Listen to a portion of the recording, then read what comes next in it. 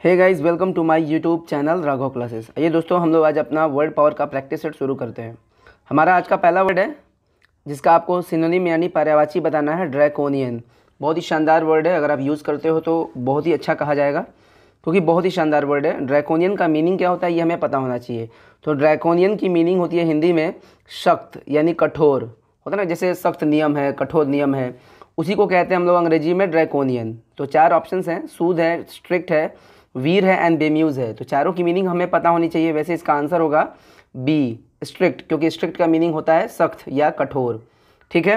वैसे सूद का मतलब होता है शांत करना किसी को, और वीर, वीर का मतलब क्या होता है? वीर का मतलब होता है किसी, जैसे कोई गाड़ी है, कोई भी वाहन है, अचानक मुड़ जाती है तो उसे ही हम कहते हैं वीर।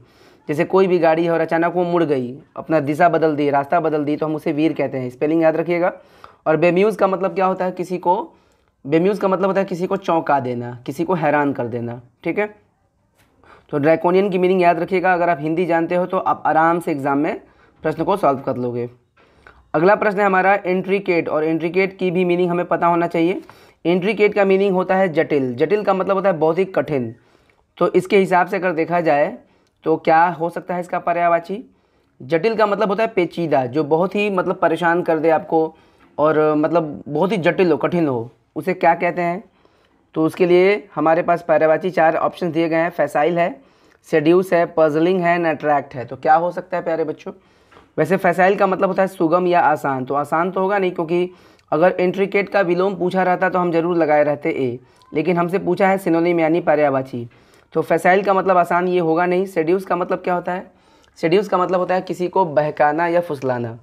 और पजलिंग का मतलब होता है पेचीदा। पजलिंग का मतलब पेचीदा, कोई ऐसी चीज़ जो आपको हैरान कर दे, परेशान कर दे। तो जाहिर सी बात है कि सामने वाला चीज़ या जो भी चीज़ है वो बहुत ही पेचीदा है, कठिन है, तो हम उसे पजलिंग कहते हैं। तो इंट्रिकेट का मतलब जटिल या पेचीदा, और उसी हिसाब से हम पजलिंग लगा सकते हैं। C answer. पजल से बना है पजलिंग। और अट्रैक्ट का मतलब होता है आकर्षित करना। सारा प्रैक्टिस का खेल है, रटना नहीं, आपको प्रैक्टिस ज़्यादा से ज़्यादा करना है। तीसरा जो हमारा वर्ड है इनफर्टाइल, बहुत ही एग्जाम में अक्सर पूछा जाता है ये वर्ड। इनफर्टाइल का मीनिंग क्या होता है भाई? तो बंजर। इनफर्टाइल का हिंदी होता है बंजर। चार ऑप्शन दिए गए हैं इसके लिए। एब्डोमेन है, स्टेराइल है, पेरिलस है, एब्डिकेट है। चारों वर्ड बहुत ही शानदार एग्जाम के लिए, अक्सर एग्जाम में ये रिपीट होते हैं क्वेश्चन, ये वर्ड्स। एब्डोमेन का मतलब होता है पेट। तो पेट तो होगा नहीं, पेट बिल्कुल नहीं होने वाला है। एब्डोमेन का मतलब पेट, ये बिल्कुल नहीं होगा। स्टेराइल का मतलब प्यारे बच्चों होता है बंजर। ठीक है, बंजर, जो उपजाऊपन न हो। तो इनफर्टाइल का मतलब बंजर, और स्टेराइल का भी मतलब होता है बंजर, इसलिए आंसर होगा बी। वैसे पेरिलस का मतलब खतरनाक यानी डेंजरस। तो पेरिलस मतलब डेंजरस, और एब्डिकेट का मतलब होता है त्यागना। तो आंसर होगा हमारा तीसरे का बी।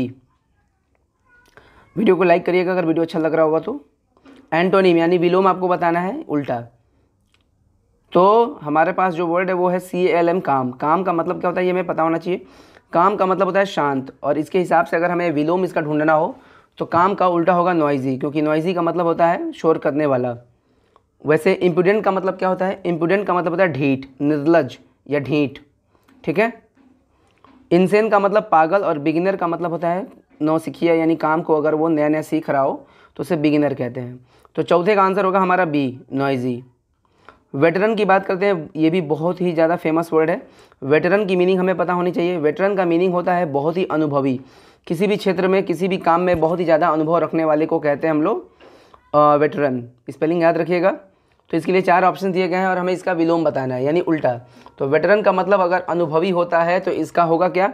इसका उल्टा होगा जो अनुभवहीन हो, जिसके पास अनुभव ना हो, अभी नया नया काम को सीख रहा हो। तो प्यारे बच्चों इसका आंसर होगा बी, नॉविस।